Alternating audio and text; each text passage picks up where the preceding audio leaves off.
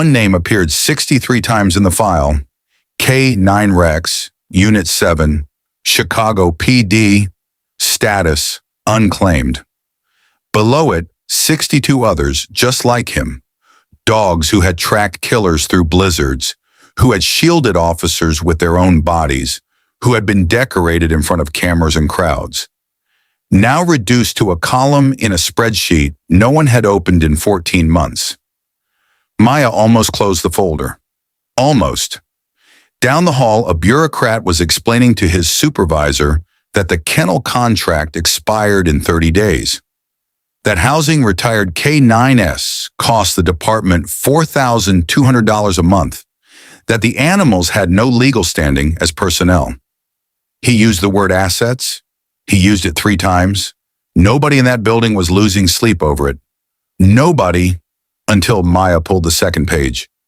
There was a photo clipped to Rex's file. Not the standard intake photo, a newspaper photo. Rex mid-leap, clearing a car hood, heading toward a man with a knife pressed to a child's throat. Below it, a caption, K9, Rex credited with saving the life of 8-year-old Donnie Flores. Officer Brooks sustained minor injuries. Maya stared at it for a long time.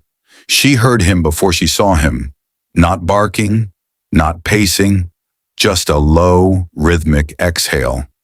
The sound of an animal that has stopped expecting the door to open but hasn't yet stopped watching it. She'd heard something like it once. She was 17, interviewing at her school paper, and she'd walk past the room where her editor's father sat in a recliner facing a window. He didn't turn when she passed. Her editor later told her he'd had a stroke 18 months before. "He's waiting," the editor said. We don't know what for." Maya had written that down in her notebook and never used it. She understood it now. Rex didn't lift his head when she came in, but his eyes moved. Slow, tired, still looking. She crouched down outside the kennel door, close enough to smell the cold concrete, and she stayed there, not as a journalist, not yet, just as someone who finally understood what 63 names on a list actually meant. Before we continue, please leave a like, subscribe, and let us know where you are watching from in the comments. Now let's continue with the story. The ceremony was everything they promised it would be. Rex stood at attention on the precinct steps while Officer Daniel Brooks knelt beside him, one hand resting on the dog's shoulder, the other accepting a framed certificate from the chief of police. The crowd applauded. Camera shutters fired in quick succession. Someone from the Tribune shouted for them to look left, then right, and Rex did neither. He only looked at Daniel, the way he always had, reading the man's posture for the next command that would never come. Afterward, there was cake in the break room. Someone had written K9 Rex, retired in blue icing. Officers who barely knew him stopped to take photos. The mayor's office sent a letter. It was read aloud and then folded and placed inside the manila folder that would eventually end up in a filing cabinet on the 3rd floor, beneath a leaking pipe, slowly curling at the edges. Daniel shook a dozen hands that afternoon. Everyone said the same thing. "He'll be taken care of, Dan. The department handles its own. Don't worry about a thing." Daniel nodded each time. He repeated the words in the car on the way to the county kennel, speaking them quietly into the rearview mirror where Rex sat watching the skyline shrink behind them. He's not sure even now who he was trying to convince. Rex stepped out of the cruiser and walked into the kennel without hesitation. He had been trained to enter difficult spaces without fear. He didn't know this one was different. He didn't know this was the one he wouldn't walk back out of. Daniel stood at the gate for 11 minutes before he drove away. He counted them later, unable to sleep, the numbers repeating in the dark like a thing he owed someone. The budget memo arrived on a Tuesday. It was 4 paragraphs long and written in the precise, bloodless language that bureaucracies use when they are doing something they would prefer not to have to defend in public. The K9 Retirement and Welfare Fund, a modest line item that had covered food, veterinary care, and quarterly check-ins for retired police dogs, was being dissolved, effective the first of the following month. The memo cited reallocation of departmental resources. It cited an internal review of non-essential expenditures. It did not cite Rex. It did not cite any of them by name. The fund had existed for 11 years. It had cost the city roughly $38,000 annually to maintain, less than the salary of a single junior officer. In the same fiscal year it was cut, the department approved $2.1 million for new fleet vehicles. No one issued a press release. No one called the handlers. Daniel found out through a colleague who'd seen the internal notice. He called the department's animal liaison twice and left messages that were never returned. He then called the kennel directly and was told politely but firmly that care arrangements for housed animals would now be managed under a general county contract and that he was welcome to begin the private adoption process if he wished. He did wish. He filed the paperwork the next morning.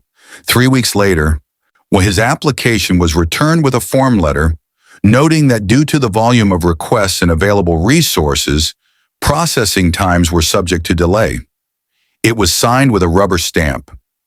Rex spent those weeks in the same kennel, same corner, same steel door. He had stopped barking by then. Dogs learn faster than people expect when there is nothing left to bark at.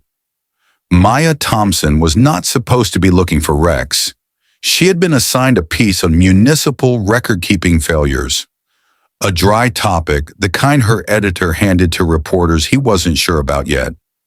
She'd spent 3 days in the basement of City Hall, moving through filing cabinets with latex gloves and a flashlight, photographing documents that smelled of mildew and indifference. In the folder labeled Unclaimed Retired K9S was wedged between a decommissioned parking meter contract and a decade-old noise ordinance appeal. It was not labeled prominently.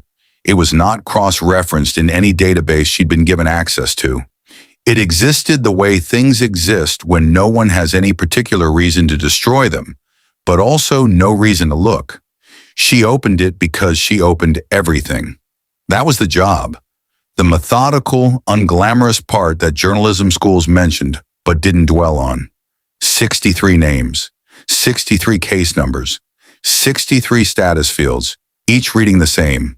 Unclaimed. She photographed every page before she understood what she was looking at. Then she sat back on her heels on the cold basement floor and read it again slowly. This time letting the weight of it settle in the way that real things settle differently than routine things. These weren't unclaimed items from a lost and found. These were animals who had held ranks, who had received commendations, who had been publicly celebrated as heroes and then quietly reclassified in the language of the form as departmental assets pending disposition.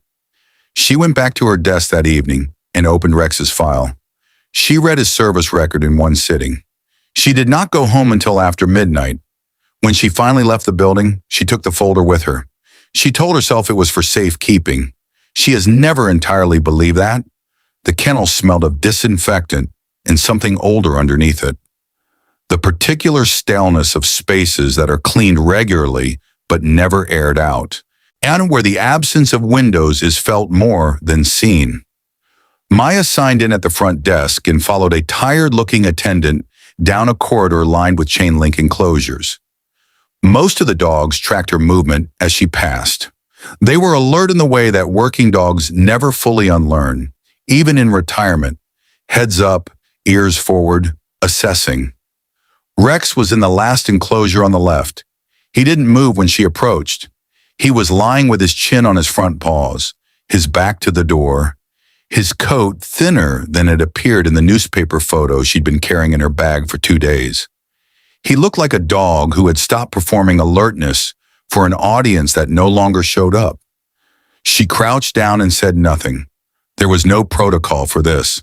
Nothing in her training had covered what to do when the subject of an investigation was also a 12-year-old German shepherd with a purple paw commendation and arthritis in his left rear hip.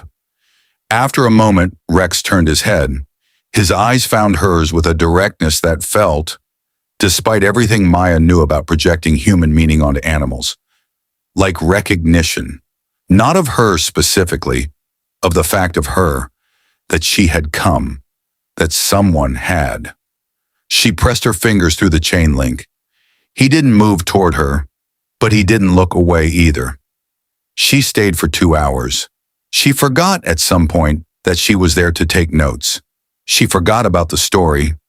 She just stayed because leaving felt like a thing she was no longer able to do without consequence, and she was only beginning to understand what that meant. The service file on K9 Rex ran to 41 pages. Maya read it twice, then a third time with a yellow legal pad beside her, transcribing dates and incident numbers in careful columns. He had been partnered with Officer Daniel Brooks for 7 years, an unusually long assignment noted in the file as a function of exceptional handler compatibility. In that time, Rex had been deployed in over 300 active operations. He had located 11 missing persons. He had detected narcotics and explosive materials across 42 separate search operations. He had participated in the successful apprehension of 63 felony suspects. 3 incidents were flagged with a red-bordered notation indicating exceptional service. The first was a warehouse fire on the south side, in where Rex located a child trapped beneath a collapsed interior wall when thermal imaging had failed to detect a heat signature. The child was 4 years old. She walked out of the hospital 11 days later. The second was a chase through the rail yards in February, 3 years into Rex's service, where he pursued a suspect across ice-covered tracks in temperatures that had dropped to 14 below. He did not stop until the suspect stopped. The third incident was terse in its official language, but devastating in what it described. During a high-risk warrant service in Humboldt Park, Rex had placed himself between Officer Brooks and a subject who had opened fire from a concealed position. The round struck Rex in his rear left flank. He did not retreat. The suspect was apprehended. Rex spent 11 days in a veterinary facility and returned to active duty before the department's required clearance period had elapsed. Daniel Brooks had noted in the follow-up report, in the optional comments field, he wouldn't stay down. You couldn't make him. Maya set down her pen. She looked at the ceiling for a long time. Then she picked it back up and kept writing. The department's public affairs office responded to Maya's first inquiry in 4 days. The reply was 7 sentences long and contained nothing. It acknowledged that the K9 retirement fund had been reallocated as part of broader departmental restructuring. It noted that animal welfare remained a priority for the Chicago Police Department. It directed further questions to the city's Office of Budget Management. It did not mention Rex. It did not mention 62 other dogs. Maya sent a follow-up the same afternoon. That one took 9 days to receive a response, which was shorter than the first and contained even less. She filed a formal public records request on a Wednesday. She was informed the turnaround time was 60 business days. Her editor, when she brought him the file, sat with it for a long time. He turned the pages slowly, reading the incident reports, looking at the photograph of Rex mid-leap above the caption. Then he set it down and leaned back in his chair and said what editors say when a story is real but complicated. This needs to be airtight. Maya nodded. She had anticipated this. What she had not anticipated was the call from her assignment editor 2 days later, the one that came just after she'd returned from a second visit to the kennel, for her notebook full and her jacket smelling of disinfectant. The city desk had received a quiet inquiry, not a formal complaint, but an inquiry from someone in the department's legal division, asking about the nature of a journalist's access to certain administrative records. Someone was paying attention now. She went home that night and sat at her kitchen table and thought about what it would cost her to continue and what it would cost Rex if she didn't. She had her answer before she finished thinking the question. The call from the kennel came on a Thursday morning. The attendant who called spoke in the cautious, over-practiced tone of someone delivering information they've been coached to deliver without liability. Rex had collapsed during his morning exercise. The veterinarian had been called. The preliminary assessment indicated that his cardiac function was compromised, that his arthritis had progressed significantly, and that without surgical intervention and extended post-operative care, his prognosis was, the attendant paused here, selecting the word carefully, uncertain. The cost of the surgery was $6,800. The county kennel's general contract did not cover elective or high-cost medical procedures. Maya called Daniel Brooks from the parking lot of the building where she worked.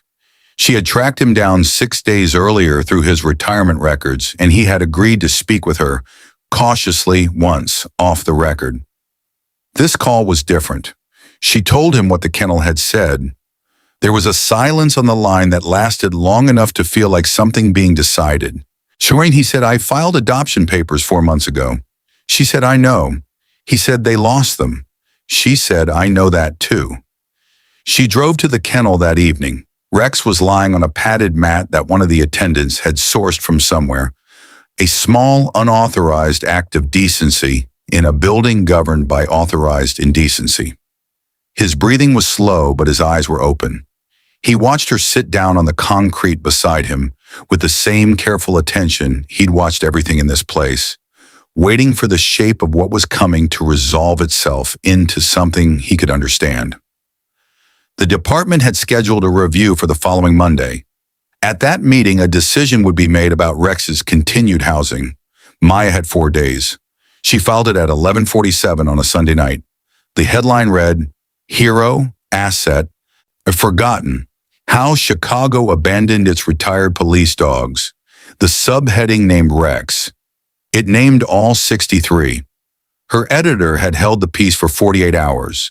Legal had cleared it, and the photos, Rex's service record, the budget memo, the unanswered correspondence from Daniel Brooks, the kennel intake form that listed Rex's value as negligible, were embedded throughout, time-stamped and sourced.